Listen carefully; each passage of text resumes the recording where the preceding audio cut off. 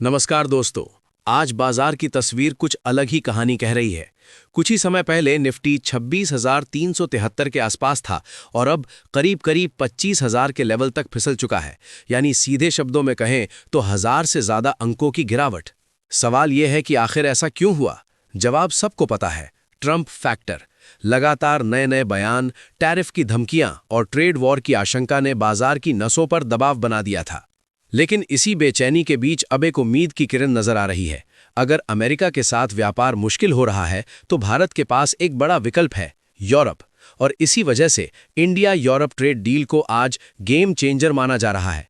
दरअसल भारत और European union के बीच फ्री ट्रेड एग्रीमेंट की संभावनाएं पिछले 20 सालों में सबसे मजबूत स्थिति में है।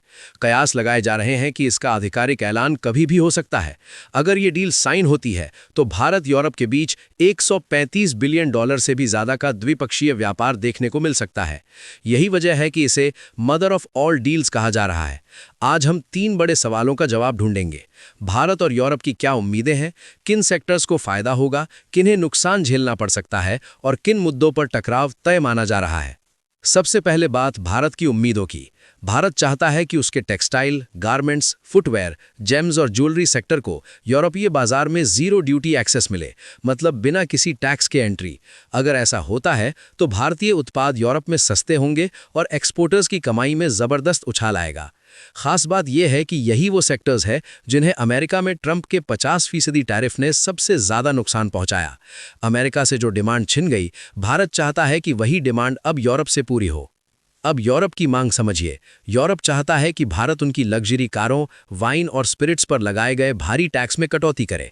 आज हालात ये हैं कि 20 लाख की कार भारत आते आते 40 लाख की हो जाती है और 50 लाख की कार 1 करोड़ के पार पहुंच जाती है। यूरोप साफ कह रहा है, अगर ट्रेड डील चाहिए तो टैक्स दीवारें गिरानी होंगी। यही वो बिंदु है जहां असली सौदेबाजी होगी। अगर ये डील सही तरीके से साइन होती है तो अनुमान है कि भारत में 20 से 30 लाख तक नए रोजगार पैदा हो सकते हैं, खासकर टेक्सटाइल और फार्मा सेक्टर में। फार्मा कंपनियों को यूरोप में जल्दी अप्रूवल और आसान रेगुलेटरी रास्ता मिल सकता है। वहीं आईटी सेक्टर के लिए भी ये डील बैकअप प्लान की तरह है। अमेरिका में H-1B वीजा और हायर एक्ट को लेकर जो अनिश्चितता है, उसके मुकाबले भारत चाहता है कि यूरोप में स्किल्ड आईटी प्रोफेशनल्स के लिए वीजा प्रोसेस आसान हो। अगर ऐसा हुआ तो आईटी सेक्टर को बड़ा सहारा मिलेगा। अब सवाल आता है, फायदा किन्हें होगा? Textile, garments, footwear, pharma, IT और जेम्स ज्वेलरी सेक्टर सबसे बड़े फायदे में रह सकते हैं। खासकर ज्वेलरी सेक्टर, जहां यूरोप में भारत की मार्केट हिस्सेदारी आज 5% से भी कम है। अगर टैक्स और रुकावटें हटी तो ये शेयर तेजी से बढ़ सकता है। लेकिन हर सौदे की एक कीमत होती है, नुकसान भी तय है। सबसे पहला खतरा ऑटो सेक्टर पर मंडरा रहा है। अगर यूरोपीय कारों पर इंपोर्ट ड्यूटी कम हुई तो BMW, मर्सिडीज, फोक्सवैगन जैसी कंपनियों की बिक्री तो बढ़ेगी, लेकिन घरेलू ऑटो कंपनियों के प्रीमियम मॉडल्स पर दबाव आएगा। इसके अलावा प्रीमियम कंज्यूमर गुड्स और अल्कोहल सेक्टर में भी यूरोपीय ब्रांड्स के सस्ते होने से भारतीय कंपनियों को कड़ी टक्कर मिल सकती है। और अब आते हैं सबसे संवेदनशील मुद्दों पर, डिस्प्यूट। पहला बड़ा विवाद कार्बन बॉर्डर टैक्स को लेकर है।